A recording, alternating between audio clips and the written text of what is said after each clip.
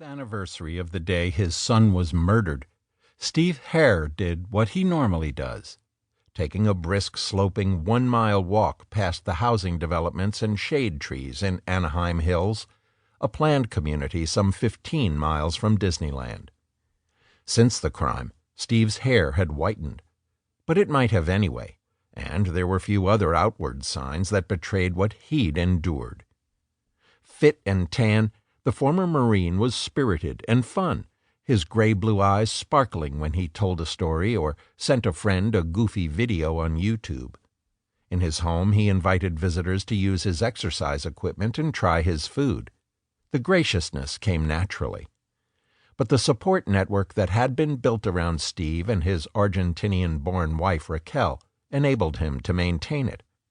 Almost daily the couple received messages from the guys and girls who'd served with their son, Samuel Eliezer Herr, in Afghanistan and partied with him near their base in Germany. In the Army, Sammy had nicknames for a number of his friends. 5 years after Sam's death, Steve affectionately referred to the group as the Knuckleheads.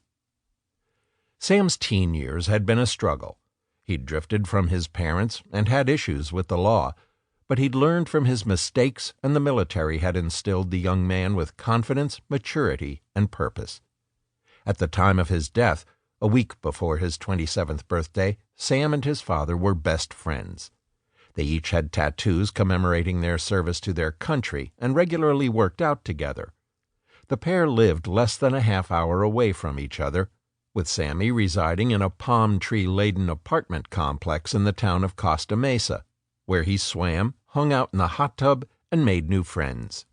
He was more focused than ever before, talking about marrying Katerina, the girl he'd met while stationed in Germany with the 173rd Airborne, and attending classes at Orange Coast College in case he decided to re-enlist as an officer. After his walk, Steve rewarded himself with a cookie, a small indulgence considering what he intended to do next. With Raquel indoors nursing a cold, he cut through the muggy air, stepped into his car, and cranked up the air conditioning. Then he drove east on California 91 toward Riverside Cemetery, a 921-acre sanctuary dedicated to the interment of U.S. military personnel and their spouses. It was a ritual that the Herrs tried to repeat every week.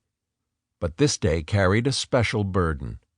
As he stepped onto the grounds and approached the gravesite, Steve stared at the dates etched into the stone and felt a mixture of melancholy and anger, knowing that he and Raquel would be returning in 8 days to mark their son's 32nd birthday. With Memorial Day coming, Steve made sure to bring a few flags to the grave along with flowers. He noted that other Jewish people generally avoided the floral garnishment, placing a simple stone on their relatives' graves. Flowers withered and died, the logic went, while stones were eternal. But there was a joylessness in the custom that Steve didn't like. Sammy deserved flowers.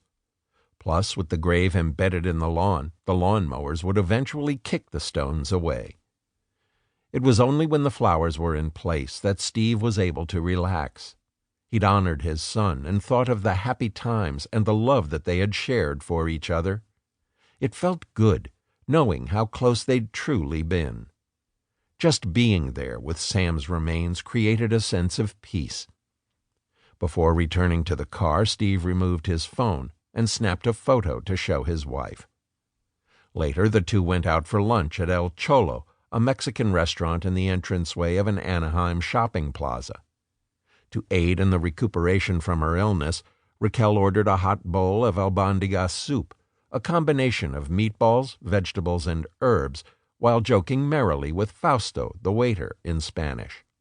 Even Steve threw in a word or two, amusing his wife and Fausto with pronunciations that divulged a childhood spent not in Buenos Aires or Tierra del Fuego, but an industrial section of New Jersey. When the order was completed, Fausto walked away, never reading the pain that his customers carried. Reaching into his pocket, Steve showed his wife the photo he'd taken at the cemetery, a plaque flanked by American flags and flowers with the words, Samuel Eliezer Herr, PFC, Afghanistan, May 29th.